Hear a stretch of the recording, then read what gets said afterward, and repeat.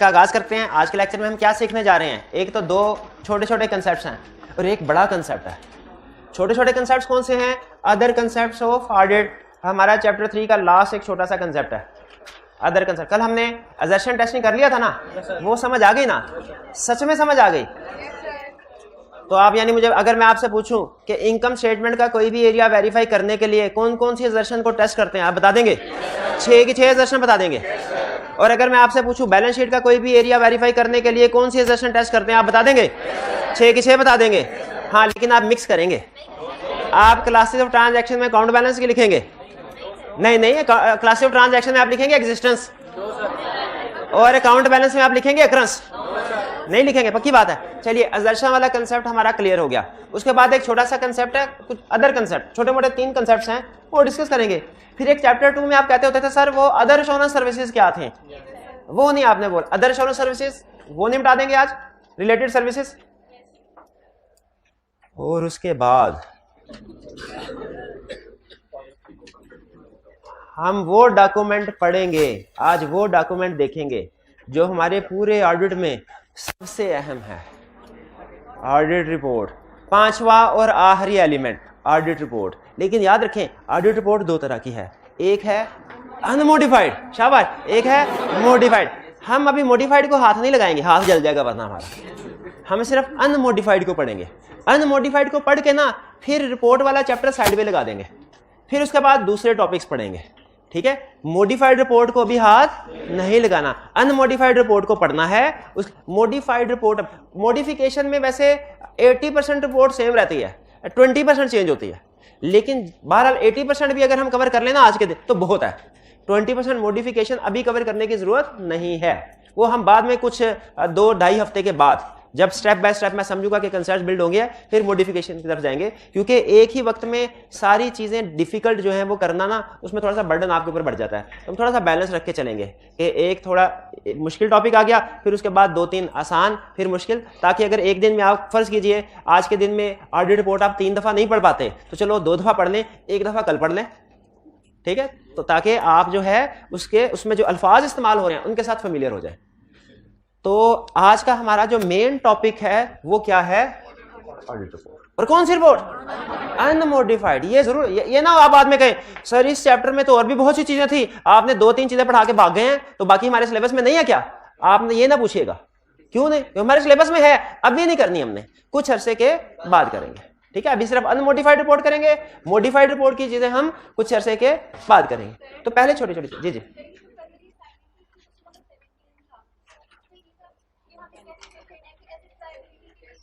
हाँ, directional testing था।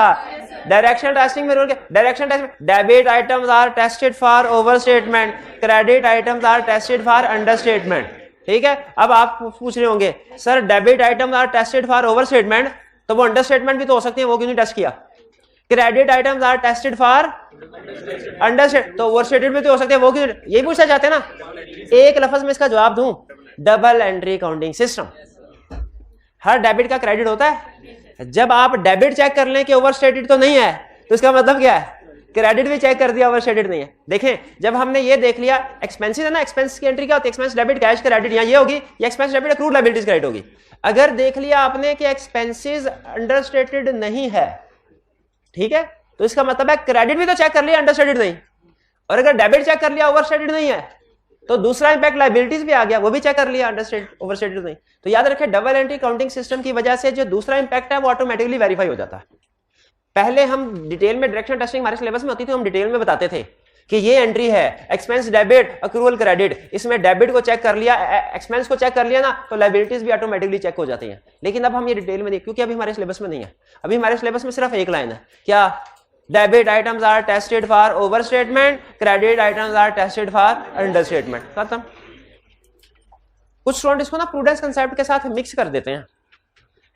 Prudence concept के साथ, वो प्रूडेंस कंसेप्ट क्या कहता है? Assets and income should not be overstated. उसमें इनकम को ओवरस्टेटेड का लफ्ज बनाया उसने, लेकिन वो प्रूडेंस कंसेप्ट होता है। ये कौन सा? डायरेक्शनल टेस्टिंग है, दोनों में फर्क है। डायरेक्शनल टेस्टिंग का रूल क्या है? Debit items are tested for over statement, यानी ओवर स्टेटेड ना होनी चाहिए। Credit items are tested for under statement, यानी अंडर स्टेटमेंट नहीं होनी चाहिए। ये याद रखना है आपने। क्लियर जी? और कोई question?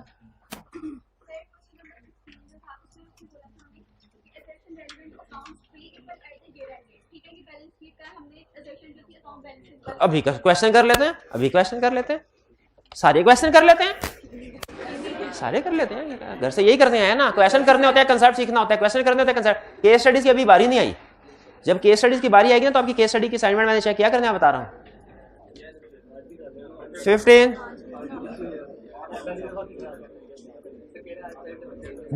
question 15 briefly describe the assertion used by author in respect of following account balances। Past paper का क्वेश्चन है आई कैप का भी, अकाउंट बैलेंस की assertion वो मेरा भाई बताएगा। ये 7 हाँ जी, अकाउंट बैलेंस की assertion बताइए जल्दी से, टाइम कम है, रिपोर्ट सारी पढ़ानी है, जल्दी कर दें। Existence, completeness, rights and obligation, classification, accuracy, valuation, allocation, presentation, शाबाश। और क्लास ऑफ ट्रांजैक्शन की अक्रंस, completeness, accuracy, classification, cut off, presentation. चलिए अच्छा आगे 16 में उसने थोड़ा घुमा के पूछा, उसने कहा identify and explain, identify and explain for assertion relevant to accounts payable at year end date। सबसे बैलेंस शीट, कौन बोला बैलेंस शीट वाला? बैलेंस शीट, शाबाश, बिल्कुल बैलेंस शीट वाली assertion। अकाउंट्स पेबल पे कौन सी assertion लगेगी? बैलेंस शीट, अकाउंट बैलेंस वाली। बताइए existence, rights and obligation, accuracy, valuation. अच्छा एग्जिस्टेंस ये किया आपने, आइडेंटिफाई, एक्सप्लेन करें। एक्सप्लेन क्यों नहीं होगा? क्यों नहीं होगा? एग्जिस्टेंस का मतलब क्या है? एग्जिस्टेंस में हम क्या देखते हैं कि जो एसेट रिकॉर्ड हुआ है वो एक्चुअली एग्जिस्ट कर, तो बोल लेना। चलो इंग्लिश नहीं रटा लगाया, कंसेप्ट तो है ना, वो तो बोल दे भाई। सर मेरा ये क्वेश्चन है कि इसमें उन्होंने बोला अकाउंट पेबल, और जो पीछे एग्जामिनर कमेंट लिखा है ना उसमें उसने कहा है कि आइडेंटिफाई कर लिया था, लेकिन एक्सप्लेनेशन जब देनी थी ना तो उसके अंदर समझ गया।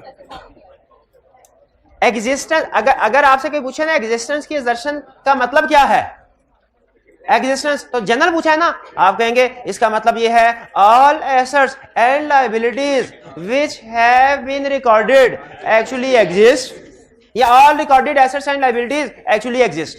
एग्जिस्टेंस का मतलब, और अगर कहे अकाउंट्स पेबल की एग्जिस्टेंस का मतलब क्या है, फिर आप ये नहीं कहेंगे all assets, all recorded assets and liabilities actually exist, फिर ये नहीं कहेंगे, फिर स्पेसिफिक एग्जांपल दे दी ना, फिर हम भी अपना सेंटेंस स्पेसिफिक बोलेंगे, all recorded accounts payable actually exist, फिर ये लिखेंगे, फिर ये लिखेंगे। ठीक है जी। अकाउंट्स पेबल में दूसरी assertion बताइए, एक एग्जिस्टेंस उन्होंने बता दी। क्लासिफिकेशन, अच्छा मैं आपको जनरल बताता हूं, क्लासिफिकेशन का मतलब होता है कि assets, liabilities and equities have been properly classified in proper accounts. लेकिन अकाउंट्स पेबल में कैसे एक्सप्लेन करेंगे इसको? All accounts pay, all assets liabilities नहीं, all accounts payable, all creditors have been recorded in proper accounts. भाई समझ आया कैसे एक्सप्लेन करना? बाकी कोई सी 4 assertions। अच्छा आप भी एक्सप्लेन करना चाहते हैं, बताइए कौन सी एक्सप्लेन करेंगे? बताएं जल्दी बताएं, टाइम कम है, आज काम ज्यादा जी। लीगल ऑब्लिगेशन, लीगल ऑब्लिगेशन कोई assertion नहीं होती, राइट्स एंड लीगल ऑब्लिगेशन होती है।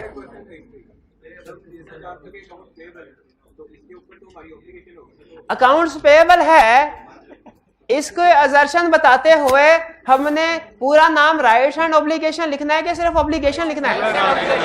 पूरा नाम लिखना है। पूरा नाम क्या है? Rights and obligation. हालांकि लफ्ज राइट एसेट के लिए, ऑब्लिगेशन लायबिलिटी, लेकिन चूंकि नाम जो स्टैंडर्ड ने पूरा रखा है तो वही बोलेंगे ना। स्टैंडर्ड ने पूरा नाम क्या रखा है? राइट्स एंड ऑब्लिगेशन, तो पूरा नाम लिखेंगे मेरे भाई। अकाउंट्स पेबल में सिर्फ ऑब्लिगेशन लिखेंगे, ठीक है? राइट्स एंड ऑब्लिगेशन को एक्सप्लेन करें, राइट्स एंड ऑब्लिगेशन को एक्सप्लेन कर दें। Entities, recorded assets and liabilities, entity का राइट और एंटिटी की ऑब्लिगेशन है, किसी और की ऑब्लिगेशन या राइट तो नहीं है जो क्लाइंट की बैलेंस शीट में रिकॉर्ड हुआ है। बट ठीक है, ये क्लियर होगा। 16 17 use of the audit method called directional testing means certain item tested primarily for understatement and other for overstatement। कौन सी आइटम अंडरस्टेटमेंट के लिए चेक होती हैं? क्रेडिट। और कौन सी ओवरस्टेटमेंट के लिए? डेबिट। कह रहा है बताओ ये इनमें से अंडरस्टेटमेंट के लिए टेस्ट होंगे कि ओवरस्टेटमेंट? एसेट्स, यानी इसका मतलब ये हमें चेक करना है कि एसेट ओवरस्टेटेड तो नहीं है, liabilities understatement, income understatement, expenditure overstatement, ठीक है। इनकम अंडर हमने दोनों चेक करते हैं ना, इनकम की यहाँ पे अंडर स्टेटमेंट के लिए चेक करेंगे, लेकिन इसका चूंकि दूसरा इंपैक्ट एसेट पे जा रहा होता है, जब कभी इनकम बढ़ेगी यहाँ तो कैश आएगा, यहाँ डेटर्स आएंगे, तो इसका दूसरा इंपैक्ट डेटर्स पे जा रहा होता है, तो वो फिर ऑटोमेटिकली चेक हो, ओवर स्टेटमेंट उधर से चेक हो जाती है। हम इनकम से चेक कर लेते हैं और इनकम की ओवर स्टेटमेंट हम एसेट्स की ओवर स्टेटमेंट कैसे चेक कर लेते हैं, वो लायबिलिटीज का इंपैक्ट आ जाता है उसकी तरफ, वो हो जाता है। डायरेक्शनल टेस्टिंग पे इतना नहीं सोचना, सिर्फ एक चीज सोचनी है, क्या debit items are tested for over statement, credit items are tested for under statement. Question हो गया कंप्लीट। अब सुनिए, पहले रिलेटेड सर, क्या हम चार्टर्ड अकाउंटेंट्स सिर्फ ऑडिट करते हैं? नहीं, हम रिव्यू भी करते हैं। क्या हम सिर्फ ऑडिट और रिव्यू करते हैं? नहीं, हम टैक्स का काम भी करते हैं, हम कंसल्टेंसी का काम भी करते हैं, हम कोई फाइनेंशियल स्टेटमेंट्स बनाने के लिए आ जाए वो काम भी करते हैं, एडवाइजरी का काम भी करते हैं, पार्ट टाइम पंखे भी ठीक कर लेते हैं। अभी कहीं ये काम नहीं करते हैं। अब वो कह रहा है कि इंटरनेशनल स्टैंडर्ड्स के मुताबिक कौन कौन सी सर्विसेज हैं जो कि एक चार्टर्ड अकाउंटेंट परफॉर्म कर सकता है, जो एक चार्टर्ड अकाउंटेंट। इनमें से कुछ सर्विसेज हैं, अब जरा फर्क गौर से सुनिएगा, ये डिस्कशन अगली 2-3 मिनट की ऐसी है जो आपको इस कैफ लेवल पे भी और एडवांस लेवल पे भी काम आएगी। हम चार्टर्ड अकाउंटेंट जितनी भी सर्विसेज या इंगेजमेंट्स परफॉर्म करते हैं उन्हें 2 हिस्सों में क्लासिफाई किया जाता है, एक एश्योरेंस सर्विसेज और दूसरा non assurance services. Non assurance services, यहाँ पे पहले एज्यूम कीजिए, यहाँ पे लिखा हुआ है non assurance services. Assurance services कौन सी सर्विसेज होती हैं? जिनमें हम क्लाइंट को कोई ना कोई कंक्लूजन देते हैं। अच्छा, एक चीज ध्यान में रखिएगा, रिपोर्ट हर सर्विस में होती है, चाहे एश्योरेंस सर्विस हो चाहे नॉन एश्योरेंस सर्विस हो, रिपोर्ट हम क्लाइंट को हर केस में देते हैं। भाई रिपोर्ट देंगे तो पैसे मिलेंगे ना, रिपोर्ट हर केस में देते हैं। हाँ, एश्योरेंस सर्विस की रिपोर्ट में और नॉन एश्योरेंस सर्विस की रिपोर्ट में फर्क क्या होता है? एश्योरेंस सर्विस की रिपोर्ट में हम कोई ना कोई ओपिनियन या कंक्लूजन दे रहे होते हैं और नॉन एश्योरेंस सर्विसेज में कोई ओपिनियन या कंक्लूजन नहीं दे रहे होते। क्यों नहीं दे रहे होते? इसलिए कि गौर से सुनिएगा, नॉन एश्योरेंस सर्विसेज में हम जो एश्योरेंस सर्विसेज में हम जो प्रोसीजर परफॉर्म करते हैं ना, वो वाले होते हैं जो के ऑडिटिंग स्टैंडर्ड्स ने, इंटरनेशनल स्टैंडर्ड्स ने हमें कहे हुए हैं। और नॉन एश्योरेंस एंगेजमेंट में हम क्लाइंट की इंस्ट्रक्शंस के मुताबिक काम करते हैं। तो हम चार्टर्ड अकाउंटेंट्स कितनी तरह की सर्विसेज प्रोवाइड करते हैं क्लाइंट्स को? दो, एश्योरेंस सर्विसेज और नॉन एश्योरेंस सर्विसेज। दोनों में फर्क क्या है? एश्योरेंस सर्विसेज हम इंटरनेशनल स्टैंडर्ड्स के मुताबिक परफॉर्म करते हैं, उसमें जो प्रोसीजर्स होते हैं, और उसमें फिर हम रिपोर्ट में क्लाइंट को ओपिनियन या कंक्लूजन देते हैं जो कभी अनमोडिफाइड होता है और कभी मॉडिफाइड होता है। लेकिन नॉन एश्योरेंस सर्विसेज में क्लाइंट को कोई ओपिनियन या कंक्लूजन नहीं देते, और नॉन एश्योरेंस सर्विसेज में जो भी प्रोसीजर्स होते हैं वो क्लाइंट के कहने के मुताबिक हम काम करते हैं। नॉन एश्योरेंस सर्विसेज में हम क्लाइंट के कहने के मुताबिक काम करते हैं, एश्योरेंस सर्विसेज में हम ऑडिटिंग स्टैंडर्ड के कहने के मुताबिक, इंटरनेशनल स्टैंडर्ड्स के कहने के मुताबिक काम करते हैं। ये फर्क समझ आया? तो अगर आप एश्योरेंस सर्विस की रिपोर्ट देखेंगे उसमें आपको कोई ना कोई कंक्लूजन, ओपिनियन नजर आएगा। नॉन एश्योरेंस सर्विसेज की रिपोर्ट में आपको कोई ओपिनियन या कंक्लूजन नजर नहीं आएगा।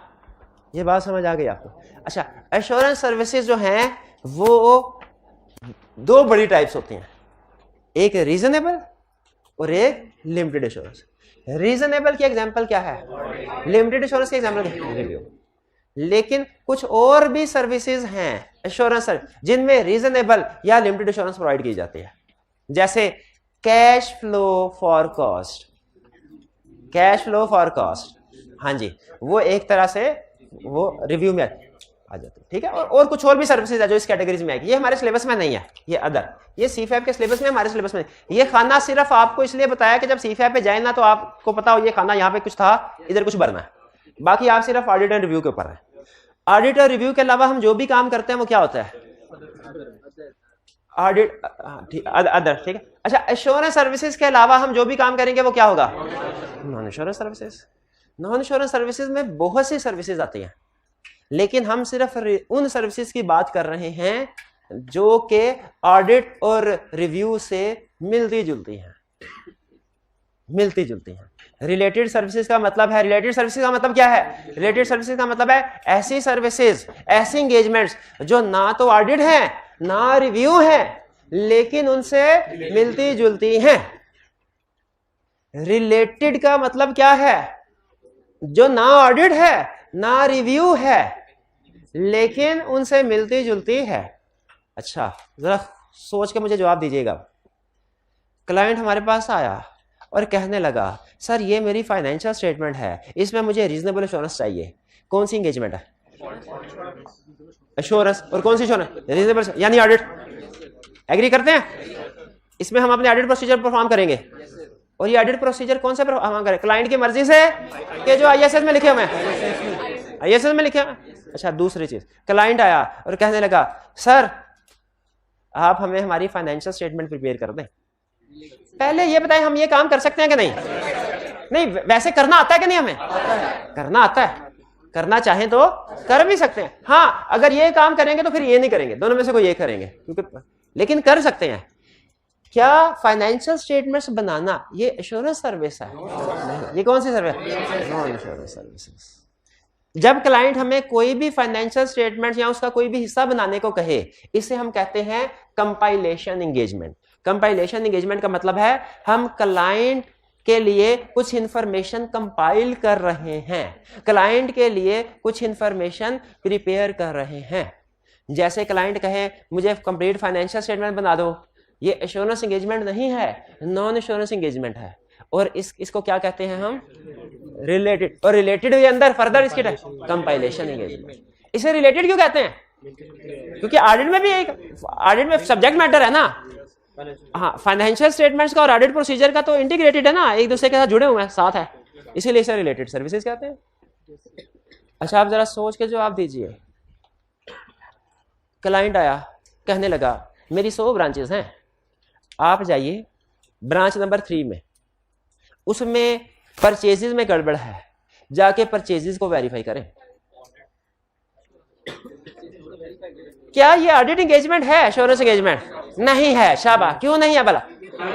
हालांकि प्रोसीजर हम ऑडिट वाले परफॉर्म कर रहे होंगे, लेकिन ये क्लाइंट की फरमाइश के मुताबिक काम कर रहे हैं। जो क्लाइंट कर रहा है, अपनी मर्जी से नहीं कर रहे। ये एंगेजमेंट ऑडिटिंग स्टैंडर्ड्स के मुताबिक परफॉर्म नहीं होगी, ये क्लाइंट के कहने के मुताबिक परफॉर्म होगी।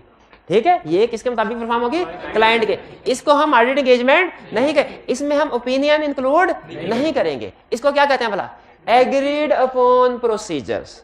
एग्रीड अपॉन प्रोसीजर का मतलब क्या है कि फाइनेंशियल स्टेटमेंट्स को वेरीफाई तो कर रहे हैं, लेकिन इस पे वो प्रोसीजर परफॉर्म कर रहे हैं जो क्लाइंट और ऑडिटर आपस में एग्री कर चुके हैं। इसमें सबसे अहम लफ्ज है agreed. Agreed upon procedure. Report तो होगी, एग्रीड अपॉन प्रोसीजर की भी रिपोर्ट होगी, कंपाइलेशन की भी रिपोर्ट होगी, लेकिन ना इसमें कंक्लूजन होगा, कोई ओपिनियन होगा, ना इसमें कोई कंक्लूजन या ओपिनियन होगा, क्योंकि इसमें हम आईएसएस के मुताबिक नहीं, बल्कि ज्यादातर हम क्लाइंट के कहने के मुताबिक काम कर रहे होते हैं।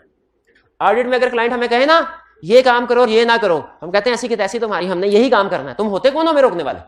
हम तो आईएसएस के मुताबिक काम करेंगे, और अगर तुमने हमें काम करने नहीं ना दिया तो हम, कसम है हमें, हम मॉडिफाइड रिपोर्ट देंगे। अगर तुमने हमें काम करने नहीं दिया तो क्या, कसम है हम क्या करेंगे? मॉडिफाइड रिपोर्ट देंगे।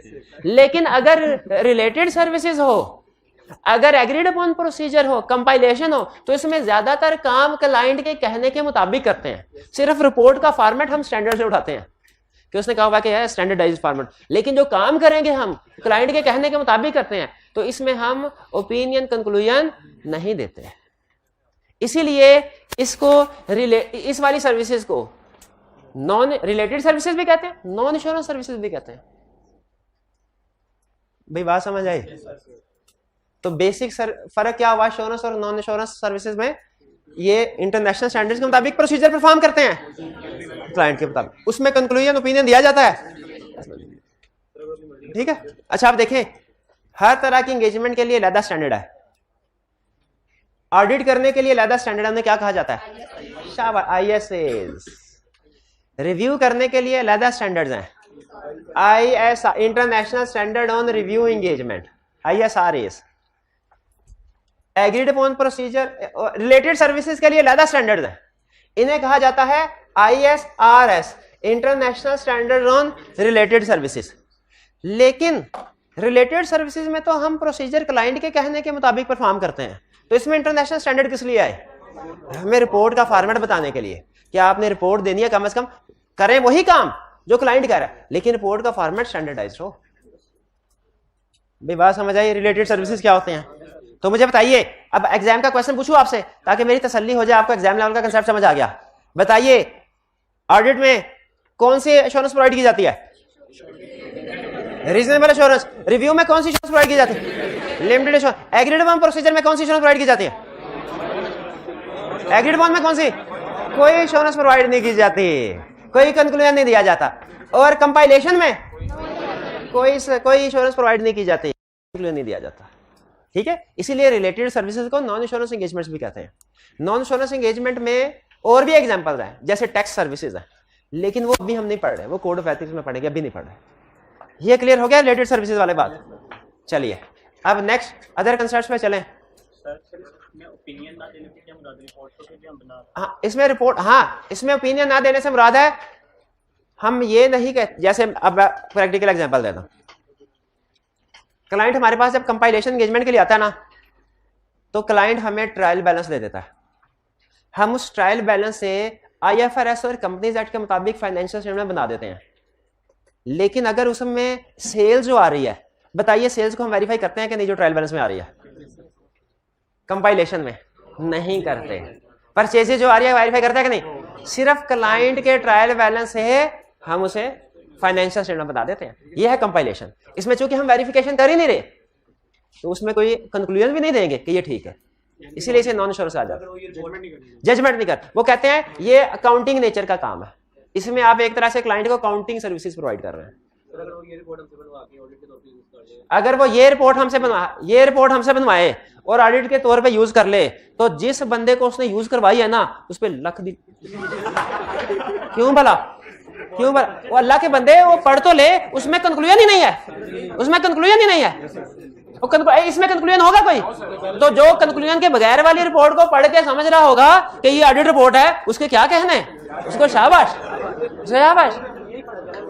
अच्छा मुझे बताइए, अभी मैंने आपको रिपोर्ट डिस्ट्रीब्यूट किया, जरा बताइए ये एश्योरेंस रिपोर्ट है कि नॉन रिलेटेड सर्विसेज की रिपोर्ट है? एश्योरेंस है। कैसे पता चला? ओपिनियन दिया हुआ है और पहले दिया हुआ है, पहली चीज ही यही है। अब मुझे ये बताइए, अगर ओपिनियन ना दिया हो और मैं आपको कह दूं ये ऑडिट रिपोर्ट है, और आप कहें ठीक है ऑडिट रिपोर्ट है, क्या बात? इसका मतलब है आपने उसको एक नजर देखा भी नहीं है, एक नजर देखा भी नहीं है। अच्छा स्टूडेंट ने पूछा, अच्छा अब आप बताएं, अगर क्लाइंट हमें ये कहता है ये रही फाइनेंशियल स्टेटमेंट, बनाने की जरूरत नहीं है, मैंने बनाई हुई है फाइनेंशियल स्टेटमेंट, लेकिन तुमने सारी फाइनेंशियल स्टेटमेंट वेरीफाई नहीं करनी, आप सिर्फ ये काम करें, मुझे परचेजेस का एरिया वेरीफाई कर दें, सिर्फ मुझे ये बताइए एश्योरेंस सर्विस है क्या रिलेटेड? और परचेजिंग में भी कहे कि सिर्फ ना 10,000 से ज्यादा वाली परचेजेस वेरीफाई करो, कम वाली ना करो, बताइए कौन सी? हाँ ये क्लाइंट के, इसमें काम हम ऑडिट नेचर का कर रहे हैं, लेकिन चूंकि क्लाइंट के कहने के मुताबिक कर रहे हैं, ISS के मुताबिक नहीं कर रहे, अपनी जजमेंट के मुताबिक नहीं कर, तो इसमें इसको क्या कहेंगे? Agreed upon procedure. Specific area, हाँ क्या लिखते हैं? हमारे सिलेबस में नहीं है मेरे भाई, ये हमारे कि हम इसमें कंक्लूजन, इनका क्वेश्चन नहीं है, इसमें कंक्लूजन नहीं ना देते, इसमें भी कंक्लूजन नहीं ना देते, तो फिर क्या देते हैं? वो हमारे सिलेबस में नहीं, हमारे सिलेबस में नहीं है, इसलिए नहीं बता रहा। आगे चलते हैं, अदर कंसेप्ट्स। अगर कभी डाउट्स हो रिलायबिलिटी ऑफ एविडेंस पे, अगर कभी डाउट्स हो, कोई भी एविडेंस आपके सामने आया, आपको उसके ऊपर डाउट है, तो क्या करना चाहिए? एक बंदे ने कुछ और कहा, दूसरे बंदे ने कुछ और कहा, डाउट्स क्रिएट हो जाएगा कि नहीं? क्या करेंगे? फर्दर प्रोसीजर परफॉर्म करके रिजॉल्व करेंगे। यही कह रहा है, यही इसमें कह रहा है। किसी भी आपको किसी भी एविडेंस की लायबिलिटी पे डाउट हो जाए ना, तो आपने ये नहीं कहना ये मेरा शक है, छोड़ो उसको, शक नहीं करना चाहिए, ये नहीं कहना, बल्कि क्या करना है? फर्दर प्रोसीजर परफॉर्म करके शक दूर करना है, शक दूर करना। If information produced by entity is used by auditor, general rule है ये भी, ये तीनों जनरल रूल है असल में। क्या कभी ऐसा होता है कि क्लाइंट की बनाई हुई इंफॉर्मेशन को ऑडिटर यूज करे? क्या कभी ऐसा हो सकता है? जी ऑनलाइन वाले भाई बताए, क्या कभी ऐसे हो सकता है कि क्लाइंट की बनाई हुई इंफॉर्मेशन को ऑडिटर यूज करे? यस हो सकता है।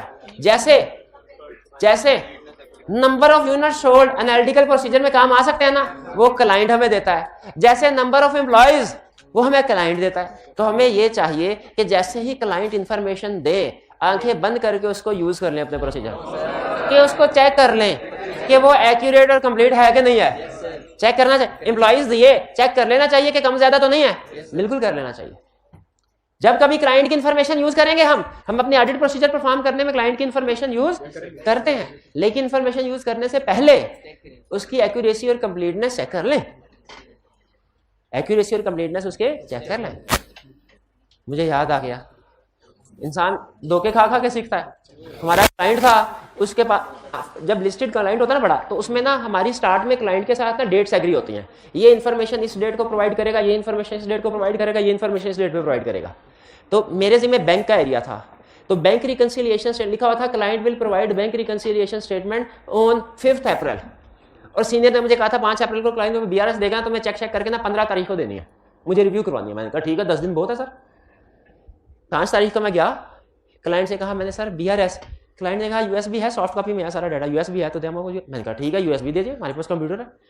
उसने USB में कॉपी किया, मैं लेकर आ गया, और क्लाइंट ने कहा ठहर जा सर, पहले मुझे रिसीविंग दे दीजिए, क्योंकि ऑफिशियली कमिटेड थी ना इन्फॉर्मेशन कि आपने मुझसे BRS वसूल कर ली है। मैंने कहा ये कौन सा मसला है, लाओ BRS वसूल तो कर लिया है, BRS साइन कर दिए। अपने रूम में आके जब BRS को ओपन देखा, 3-4 बैंक अकाउंट से कोई भी टैली नहीं थी। एक दो टैली थी, जो 2-3 मेन थी ना, वो BRS टैली ही नहीं थी। मेरे 12 बज गए, मैं भागा क्लाइंट के पास गया। मैंने कहा सर आपकी BRS टैली ही नहीं है। उसने कहा सर देखें, जो हमारी कमिटमेंट उसमें ये लिखा हुआ है, हम आपको BRS प्रोवाइड करेंगे। BRS टैली होगी कि नहीं ये नहीं लिखा हुआ। अब आप जो BRS टैली करवाना चाहते हैं तो दोबारा से रेक्विजिशन दे। बाद में उसने BRS टैली कर दी, लेकिन असल में उससे टैली नहीं हो रही थी ना, तो उसने अपनी डेडलाइन मीट करनी थी, तो उसने अपनी डेडलाइन मीट मेरे साथ उसने ये गेम खेल ली। इससे मैंने फिर ये सबक सीखा क्या, कि जब कभी क्लाइंट से इंफॉर्मेशन लेनी है ना, तो रिसीविंग से पहले उसकी एक्यूरेसी और कंप्लीटनेस चेक कर लेनी है। ये ना उसने 5 बैंक की BRS देनी हो, हमें 4 की दे दे और साइन 5 के करवा ले। ये सिखा रहा है स्टैंडर्ड कि इंफॉर्मेशन प्रोड्यूस, अगर कभी कोई भी इंफॉर्मेशन जो ऑडिटर यूज करने एंटिटी से लेता है, तो यूज करने से पहले उसकी एक्यूरेसी और कंप्लीटनेस चेक कर ले। बल्कि ये हर जगह पे आप अपनी डेली लाइफ में भी इस रूल को अप्लाई कर सकते हैं। फिर if work of expert is used by auditor, क्या ऐसा कभी हो सकता है कि ऑडिट में किसी एक्सपर्ट की जरूरत पड़े? क्यों, क्या हम खुद किसी एक्सपर्ट से कम है? हाँ, लॉयर की जरूरत पड़े। हम तो एक्सपर्ट है अकाउंटिंग के, हम तो एक्सपर्ट है ऑडिट के, हम लीगल केसेस के एक्सपर्ट नहीं है, हम नॉर्मली टैक्स मैटर्स के एक्सपर्ट नहीं होते, हम नॉर्मली प्रॉपर्टी वैल्यूएशन के एक्सपर्ट नहीं होते। तो अगर कभी ऑडिट में इस तरह के एक्सपर्ट्स की जरूरत पड़े, तो हमने इन एक्सपर्ट्स को एंगेज करना है या इनके वर्क को यूज करना है, तो क्या करना चाहिए? जो भी वो साइन करके दे दें, आंखें बंद करके एडजस्टमेंट डालने, ये रिवैल्यूड अमाउंट है, ऐसे होना चाहिए? ऐसे नहीं होना चाहिए। फिर क्या होना चाहिए? हमें चेक करना चाहिए, क्या चेक, एक्सपर्ट कैसा है, हमें चेक करना चाहिए उसका काम कैसा है। हमें क्या क्या चेक करना चाहिए? एक्सपर्ट कैसा है, हमें क्या करना चाहिए? जब कभी एक्सपर्ट को यूज करना है ना, हमने एक्सपर्ट को एंगेज करना है अपने ऑडिट में, आपने हमेशा 2 चीजें देखनी है। क्या? ऊंची दुकान, मीठा पकवान, ये दोनों चीजें देखनी है। कि ऊंची दुकान, फीका नहीं मीठा, हमने ये चेक करना है, पकवान मीठा दुकान। ऊंची दुकान से क्या मुराद है? जो एक्सपर्ट है वो अच्छा हो, वो कॉम्पिटेंट हो, कैपेबल हो, ऑब्जेक्टिव हो। और मीठा पकवान, इससे क्या मुराद है? उसका काम भी ठीक हो, उसका काम रेलिवेंट हो, एडिक्वेट हो हमारे पर्पस के लिए। लेकिन मीठा पकवान देखने के लिए ना चखना, और आपको पता होना चाहिए कि रसगुल्ला जो है ये मीठा होता है कि नमकीन होता है? नमक बारे मीठे होते हैं कि नमकीन होते हैं? दोनों में फर्क होना चाहिए ना। ये कैसे? कभी पहले कुछ थोड़ा सा अंडरस्टैंडिंग ऑब्टेन की होगी फिर बता। तो 3 काम करने हैं जब कभी एक्सपर्ट को एंगेज करेंगे अपने ऑडिट में। 3, आपने क्लाइंट के पास जाके कहा, ओह ये पिछले साल तो 200 मिलियन की प्रॉपर्टी थी, इस साल 500 मिलियन की आ गई, ड्यूरिंग द ईयर तुम लोगों ने कोई प्रॉपर्टी खरीदी भी नहीं, ये 200 से 500 कैसे हुआ? कहेगा सर रिवैल्यूएशन करवाई है। आप पूछेंगे रीवैल्यूएशन करवाई, क्या सबूत है कि रीवैल्यूएशन करवाई है? क्योंकि सर ये रीवैल्यूअर की रिपोर्ट, जो वैल्यूअर की रिपोर्ट है आप देख के एज इट इज एडजस्टमेंट पास कर देंगे। तीन काम करने हैं। पहले आप पूछेंगे एक्सपर्ट कौन है, किधर रहता है, मार्केट में रेपुटेशन क्या है, कंपिटेंट है कि नहीं, इंडिपेंडेंट है कि नहीं। एक्सपर्ट को वैल्यूएट किया नंबर 1। फिर दूसरा, उसके वर्क को चेक किया, ठीक किया कि नहीं किया। पहला काम क्या किया, एक्सपर्ट को चेक किया, और दूसरा काम क्या किया। ये कैसे हो सकता है? आप तो काउंटिंग और ऑडिट के एक्सपर्ट है, आप उसके काम को कैसे चेक कर सकते हैं? उसके काम की बेसिक अंडरस्टैंडिंग लेके। तो ये दरमियान में एक तीसरा काम भी करना होता है हमने, क्या उसके वर्क की अंडरस्टैंडिंग ऑब्टेन करनी है कि वैल्यूअर कैसे काम करते हैं। थोड़ी बहुत अंडरस्टैंडिंग ऑब्टेन करनी है, ज्यादा नहीं, पीएचडी नहीं करनी उसके काम में, थोड़ी बहुत अंडरस्टैंडिंग ऑब्टेन करनी है। ठीक है, ये बहुत अहम है 3 स्टेप्स, और इसमें बल्कि ज्यादा अहम एग्जाम पॉइंट ऑफ व्यू से 2 स्टेप्स हैं। क्या कि जब कभी एक्सपर्ट आ जाए ना, जब कभी एक्सपर्ट आ जाए, आपने 2 चीजें लाजमी चेक करनी है। कौन कौन सी? पहले एक्सपर्ट को चेक करना है, फिर उसके काम को चेक करना है। हाँ, उसके काम को चेक करने के लिए आपको तीसरा काम भी करना पड़ेगा, अंडरस्टैंडिंग ऑब्टेन करनी पड़ेगी उसके काम की। भाई क्लियर हुई है बात? ये है तीनों कंसेप्ट्स। एक्सपर्ट तो मैनेजमेंट के लिए काम करता है, हम अपना भी कर सकते हैं।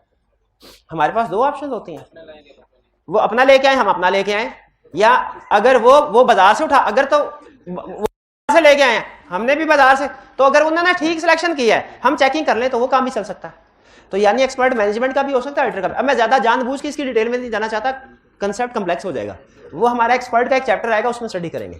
अभी फिलहाल एक चीज, दुनिया में जब कभी किसी भी क्वेश्चन में जब कभी एक्सपर्ट आ जाए, आपके सामने 2 पॉइंट आ जाए। हमने एक्सपर्ट को वैल्यूएट करना है, उसकी कॉम्पिटेंस, कैपेबिलिटी, ऑब्जेक्टिविटी को, हमने एडिक्वेसी ऑफ वर्क को वैल्यूएट करना है। हमने एक्सपर्ट को वैल्यूएट करना है, हमने एडिक्वेसी ऑफ वर्क को वैल्यूएट करना है, हमने एक्सपर्ट को वैल्यूएट करना है, हमने एडिक्वेसी ऑफ वर्क को वैल्यूएट। क्लियर? अभी चलते हैं किस चीज की तरफ? उस चीज की तरफ जो हमारे ऑडिट में सबसे अहम है। अच्छा, आपको पता है, आप ऑडिट में तो नहीं ऐसे करते, लेकिन अकाउंटिंग का पेपर जब आप प्रिपेयर कर रहे होते हैं, आप उसकी बहुत ज्यादा असाइनमेंट्स करते हैं, घर जाके बहुत ज्यादा क्वेश्चंस करते हैं, हजारों सफ़े भर जाते हैं, हजारों सफ़े भर जाते हैं।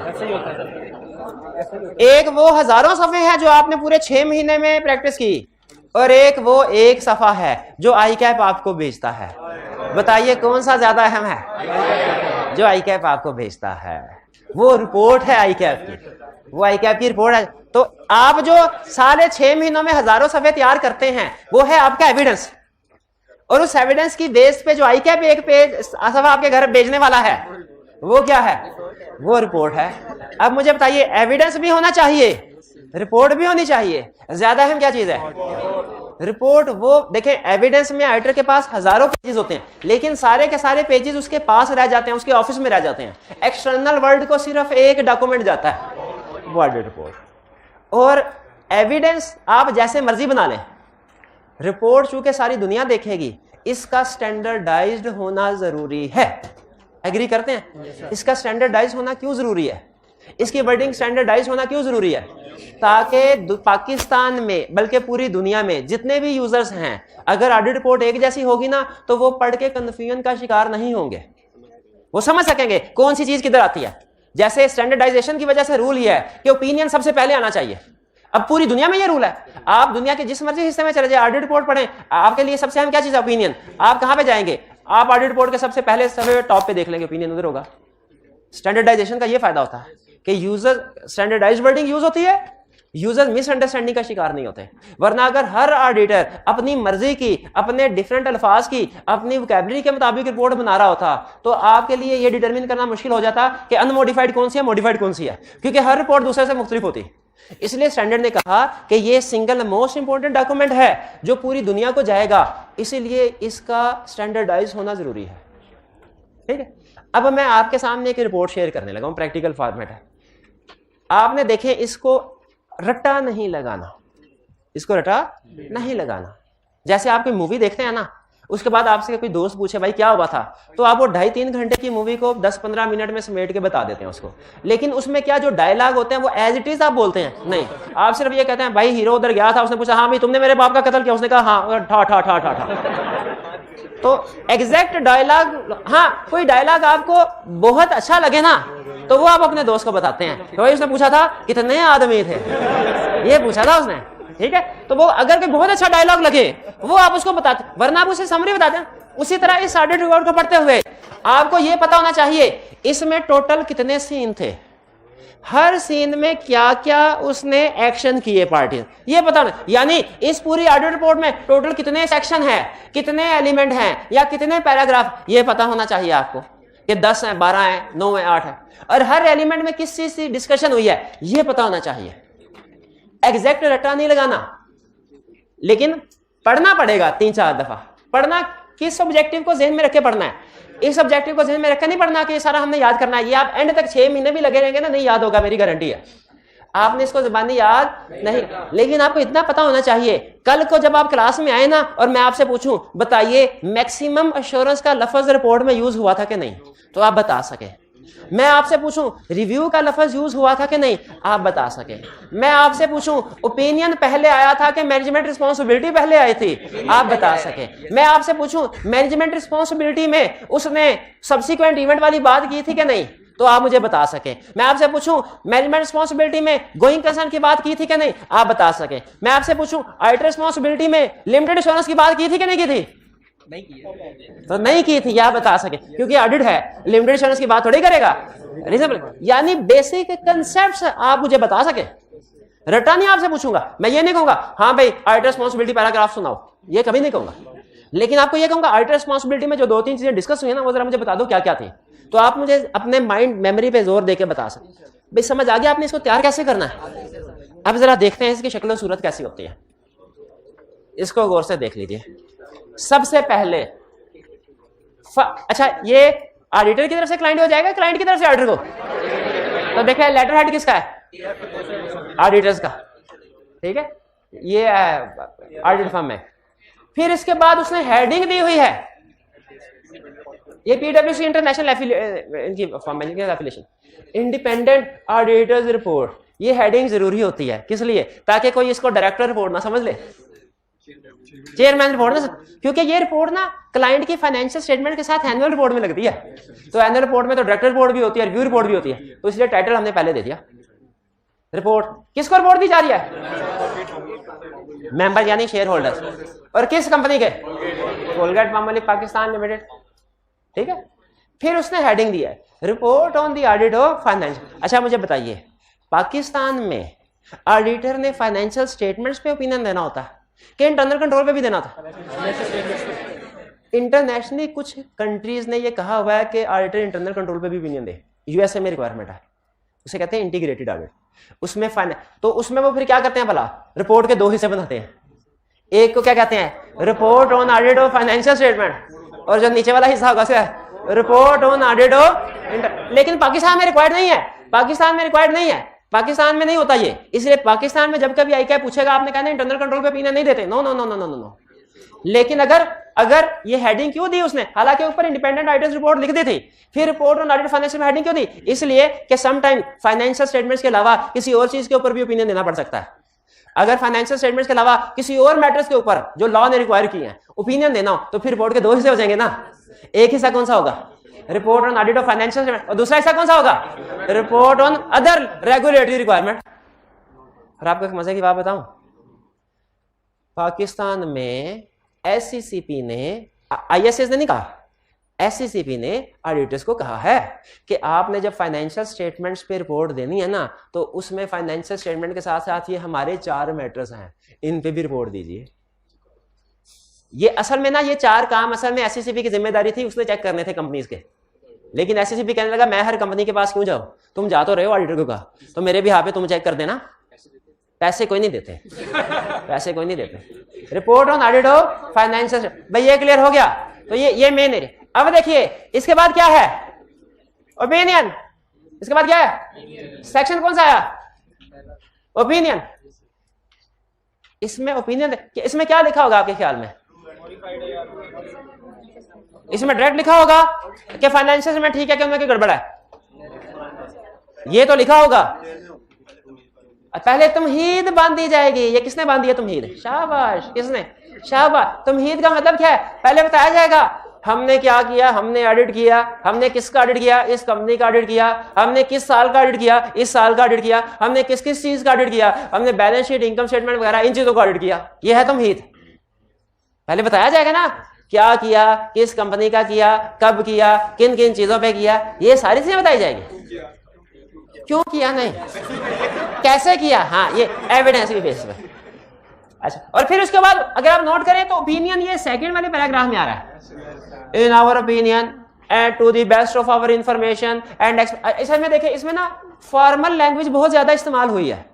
फॉर्मल लैंग्वेज बहुत ज्यादा। आपने फॉर्मेलिटीज की तरफ नहीं जाना, आपने पिक करना है भाई कहानी क्या बता रहा है।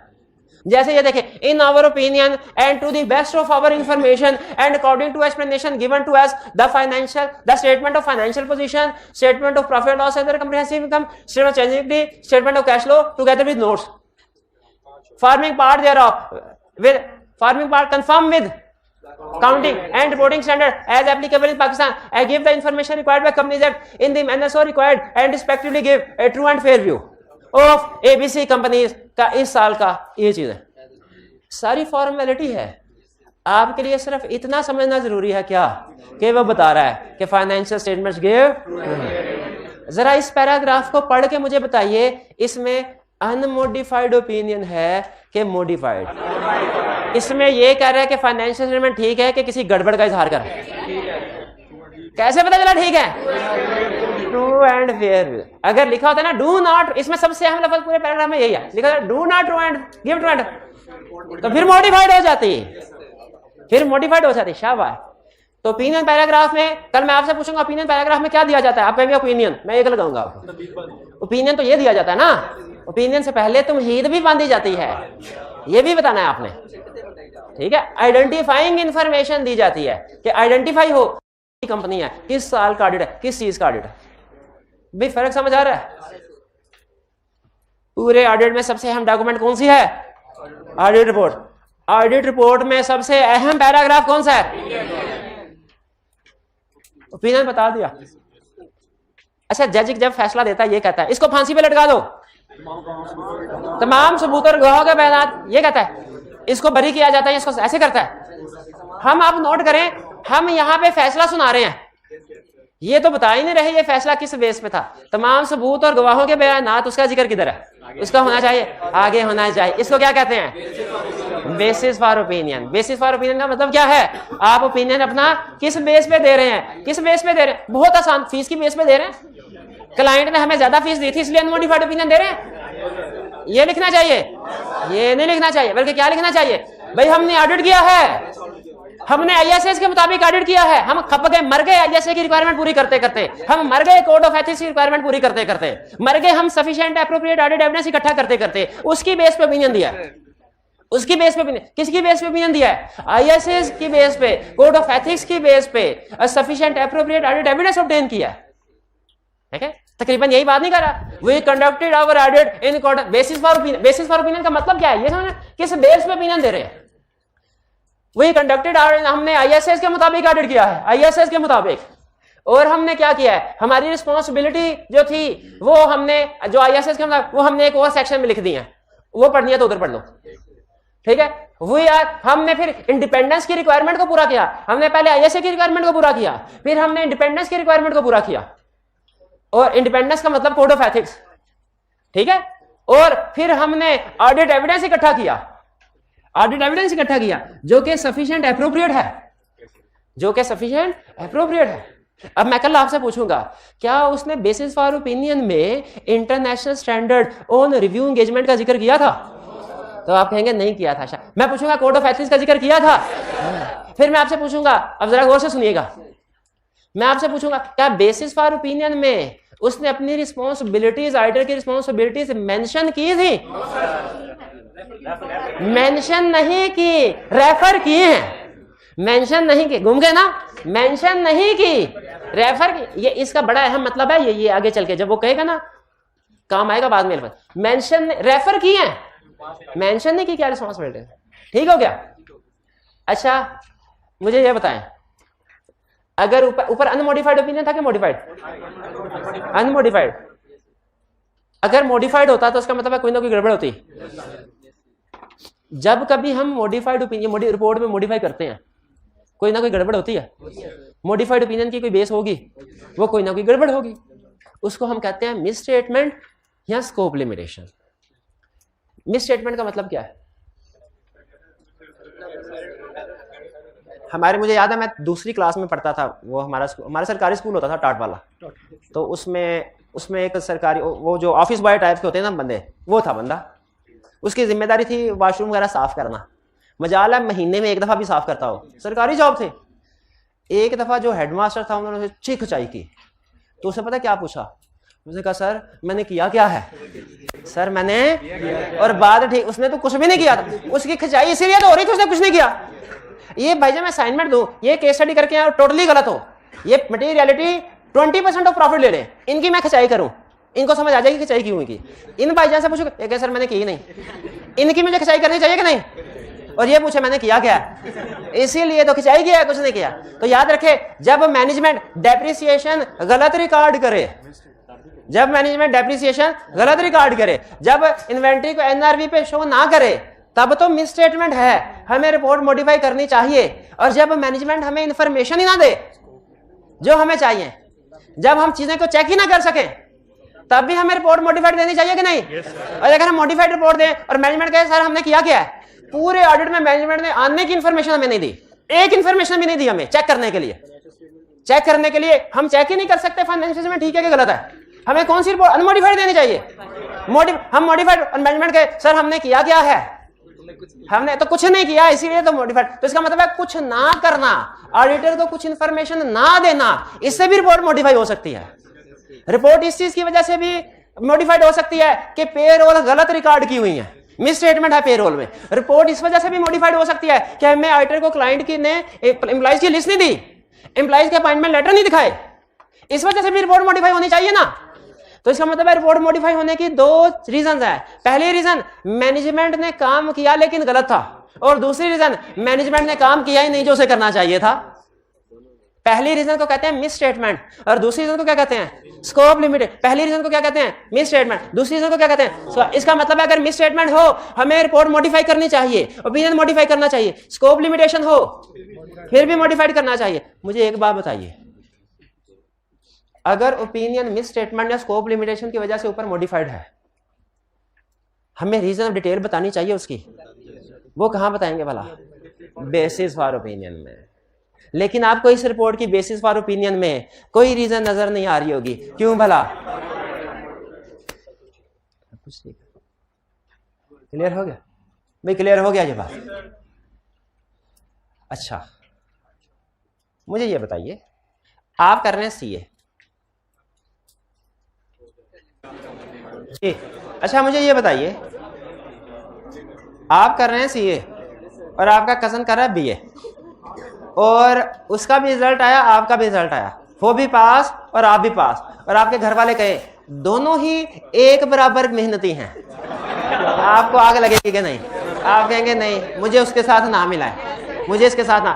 इसीलिए मुझे बताए, जब कभी आप घर वालों को बताएं आप सीए में पास हो गए हैं, आपको सिर्फ ये बताना चाहिए पास हो गए हैं, कि आपको ये भी बताना चाहिए उसके लिए आपने कितनी मेहनत की है, ताकि सीए के पास में और बीए के पास में फर्क हो सके।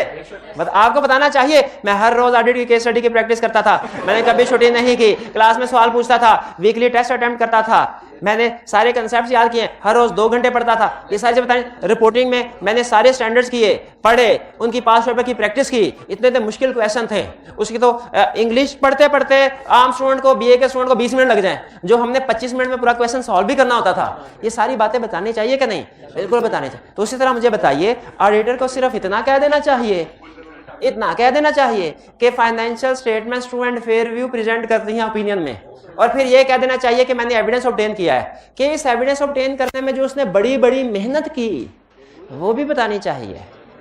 लेकिन याद कीजिएगा, अगर आप डे 1 से घर वालों को बताना शुरू हो गए ना, पहले दिन मैंने ये किया था, दूसरे दिन मैंने ये किया था, तीसरे दिन ये किया था, तो आप कितने दिन, 180 दिन होते हैं 6 महीना में, 180 दिन पहुंचते पहुंचते 2 दिन निकल जाएंगे ऐसे ही।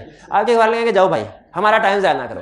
तो आपको क्या करना चाहिए, आपको जो अहम आपने प्रोसीजर वो लिखने चाहिए।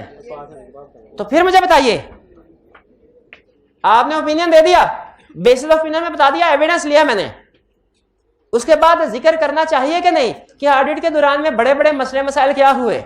आप घर वालों को बताएं, मैं ज्यादा नहीं बताऊंगा, मैं सिर्फ इतना बताऊंगा, जिस दिन ईद थी ना मैं उस दिन भी बैठ के पढ़ रहा था। इसी से ये बताना चाहिए क्या नहीं, ये बताना चाहिए ना। हाँ, जब रात को सारे सो रहे होते थे, मैं 2-2, 3-3 बजे तक उठ के पढ़ता था। आप कहते हो मेरी किस्मत अच्छी थी इसलिए पास हो गया, ये मैं रातों को जाग के पढ़ता होता था इसलिए पास। ये बड़ी बड़ी बातें बतानी चाहिए। उसी तरह ऑडिटर को भी चाहिए, अपने सारे प्रोसीजर ना बताए रिपोर्ट में, अपने यूजर बोर हो जाएंगे, सारे प्रोसीजर ना बताए, लेकिन जो बड़े बड़े मसले मसाइल आए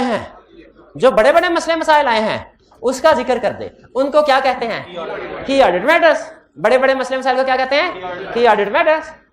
अब नीचे उसने की ऑडिट मैटर्स अगले सफे पे बताए होंगे। पहला की ऑडिट मैटर ये था, याद करने की जरूरत नहीं, सिर्फ रीड कर लीजिएगा। वो कहता है ये मसला था, हमने उसके लिए ये प्रोसीजर परफॉर्म किए। हमारे सिलेबस में एक नया टॉपिक आ गया था, उसके पास पेपर के क्वेश्चन ही नहीं थे, मैंने नेट पे जाके सर्च किया, वीडियोस देखी, दूसरी एग्जामिनेशन बॉडीज के क्वेश्चन देखे, वो सॉल्व किया। हमारे टीचर ने रूटीन टेस्ट की बात नहीं कर रहा, टर्म टेस्ट रखा, जिसमें पिछले करंट टॉपिक नहीं, पिछले टॉपिक्स भी इंक्लूडेड थे। 2 दिन तक मैं रात को सिर्फ 4 घंटे सोता रहा और 3 घंटे सोता रहा। सिर्फ बड़ी बड़ी चीजें, बड़े बड़े मसले जो आए ऑडिट में, और आपने उनको कैसे सॉल्व किया, ये लिखा जाएगा। लिखा जाना चाहिए कि नहीं लिखा जाना चाहिए, वरना यूजर समझेगा एक रिपोर्ट दे देता है ऑडिट। प्रैक्टिस में ऐसे होता है, यूजर कहते हैं भाई रिपोर्ट साइन करके दे देते हैं, और आप करते क्या है, यूजर क्या कहता है, रिपोर्ट साइन करके दे देते हैं और आप करते क्या है। तो उनको बताना चाहिए कि नहीं करते हैं कि नहीं करते हैं। जैसे आप समझ होते हैं, सर आपने आके 1.5 घंटा पढ़ाना होता है बस, उसके बाद सारा दिन तो आप फारिग ही होते हैं, तो करते क्या, कोई और काम शाम नहीं करते आप। हालांकि उनको पता नहीं है कि एक टीचर को 1.5 घंटे का लेक्चर तैयार करने के लिए, खासतौर पे जो नए टीचर होते हैं ना, उनको 1.5 घंटे का लेक्चर 4-4, 5-5 घंटे पढ़ना पड़ता है। तो टीचर को भी कभी अपनी मशहूरी के लिए, थोड़ा अपनी मशहूरी के लिए, या वैसे यूजर को अवेयर करने बताना चाहिए कि भाई जो टॉपिक मैंने ये मेहनत की है। ऑडिटर भी यही बता रहा है कि भाई ये मसले आए थे और मैंने उनको इस तरह से हल किया।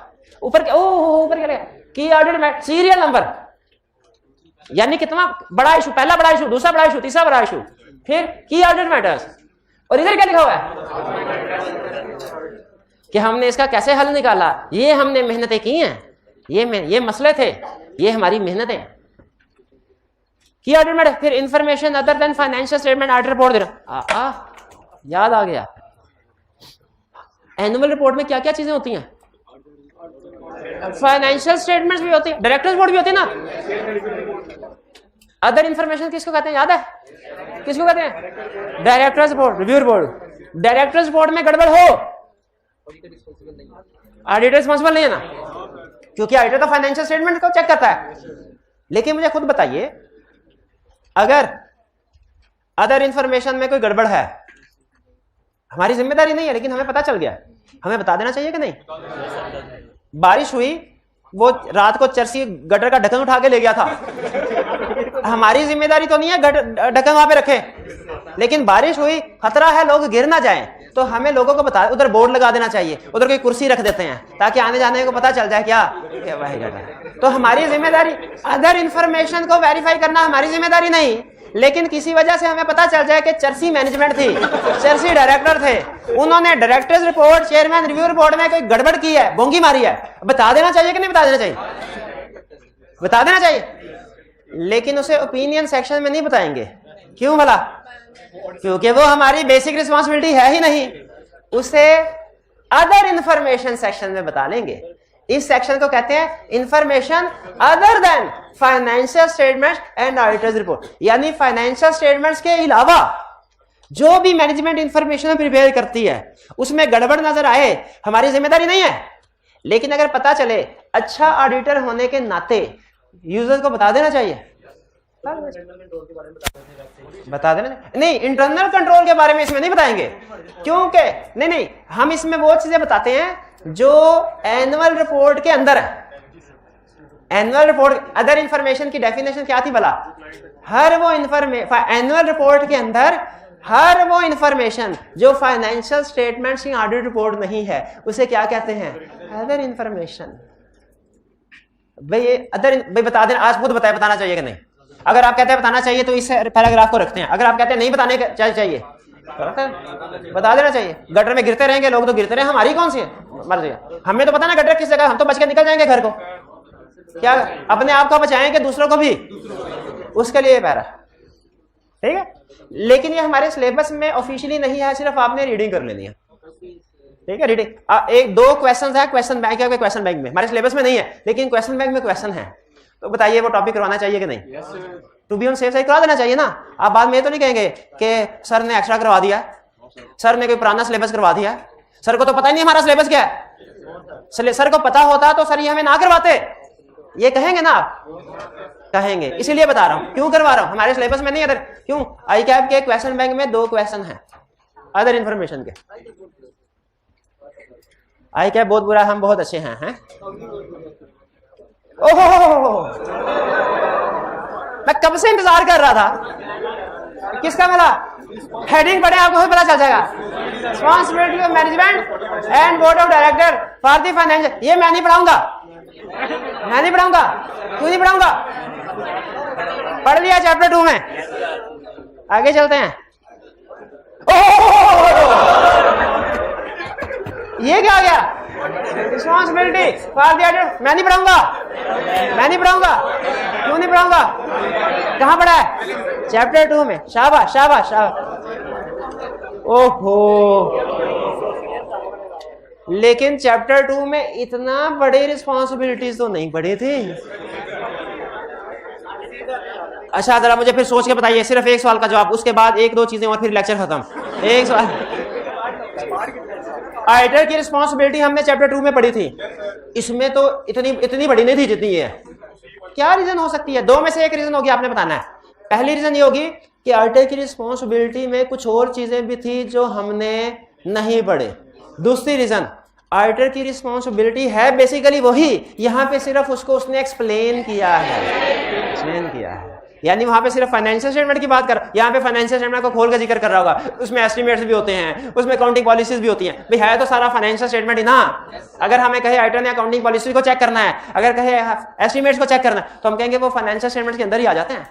उसी को एलैबोरेट कर रहा है, report on other legal and regulatory requirement. है कोई क्लास में माइकल लाल जो बता सके ये क्या चीज है? एक मिनट जी हाँ, ये हाइब्रिड में से बात है कोई? SCCP ने जो कहा है। अच्छा बताइए, इसमें इंटरनल कंट्रोल होगा कि नहीं होगा? SCCP ने कहा हो ना कि फाइनेंशियल स्टेटमेंट्स के अलावा कुछ और चीजों के ऊपर भी ओपिनियन दो। SCCP ने कहा, तो वो कौन सी चीजें हैं? ये प्रॉपर बुक्स ऑफ, आपने कंपनी नाम में पढ़ा हुआ बुक्स ऑफ अकाउंट्स? कौन से बुक्स ऑफ अकाउंट्स मेंटेन करनी होती है? Cash book, assets, liabilities, cost counting record. शाबाश दो। तो हमने देखना है वो बुक्स ऑफ अकाउंट्स, हालांकि लॉ में लिखा हुआ है, लेकिन SCCP ने हमारी जिम्मेदारी लगा दी, मैं नहीं चेक करूंगा, तुम चेक करो। तो ये वो एडिशनल रिस्पांसिबिलिटीज है।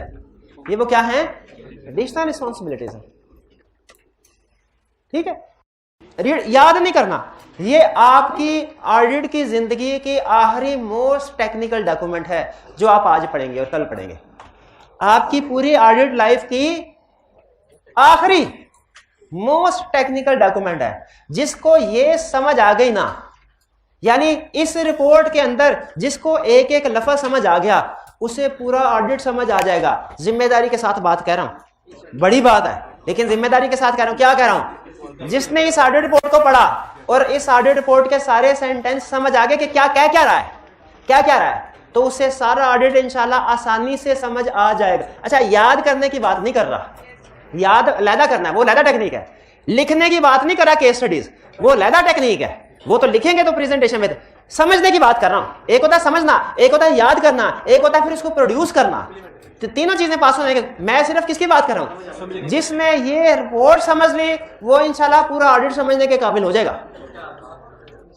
लेकिन पिक्चर अभी बाकी है, एंड रह गया, एंड रह गया, एंड रह गया। एंगेजमेंट, विलन को मारा, हाँ विलन का नाम, हीरो का नाम क्या है? ये खुर्शीद हसन। ये क्या है? साइन नहीं, ये अच्छा गौर से सुने, अब ये साइन खुर्शीद हसन ने किए हैं, लेकिन खुर्शीद हसन के नहीं है। नहीं समझ आई ना? खुर्शीद हसन ने किए, फम के क्यों? क्योंकि ऑडिटर फम अपॉइंट हुई थी, खुर्शीद हसन नहीं हुआ था। ऑडिटर तो फम अपॉइंट हुए थे, तो ऑडिटर को साइन करने चाहिए ना। तो ऑडिटर कौन है? फर्म। और खुर्शीद हसन को कहते हैं एंगेजमेंट पार्टनर, ऑडिटर कहते हैं फर्म को, और जो ऑडिट करता है एंगेजमेंट पार्टनर। कराची यानी इसने, खुर्शीद हसन ने साइन कब किए? 27, और वह खुर्शीद हसन 27 जुलाई को कहां बैठा हुआ था? कराची में। टीम के बंदों का नाम नहीं आएगा, इसलिए कि टीम के बंदे जो भी गलती करें, अल्टीमेट रिस्पॉन्सिबल एक्सटर्नल वर्ल्ड को खुर्शीद हसन भी नहीं, अल्टीमेट होती है। और कुछ केसेस में एंगेजमेंट पार्टनर भी होता है। भाई समझ आई? समझ आ गई? ये भाई जो कह रहे हैं समझ आ गई। अब मुझे बताइए, आंखें बंद करें, सारे आंखें बंद करें और मुझे बताएं, अब सारे बताएं अपने इस रिपोर्ट की कितनी हेडिंग्स थी, उनके नाम बताएं। Opinion, basis opinion, key audit matter, other information, management responsibility, auditor responsibility, other regulatory requirements, sign, signature, लटम पटम। बस ठीक है, ठीक भैया समझ आ गया। आज घर जाके आपने क्या करना है? एक दफा इफ्तारी से पहले, एक दफा इफ्तारी के बाद, फिर एक दफा सहरी से पहले, एक दफा सहरी के बाद, 4 दफा ये रिपोर्ट पढ़नी है। ये रिपोर्ट पढ़नी है। आपको नहीं पता, दवाई देने वाले को पता है इसका असर कितना है, मरीज को नहीं पता, दवाई देने वाले को पता है। 4 दफा पढ़ेंगे, शपथ लेते हैं। जय मोगेम्बो। आज का लेक्चर में खत्म करते हैं। अल्लाह हाफ़िज़।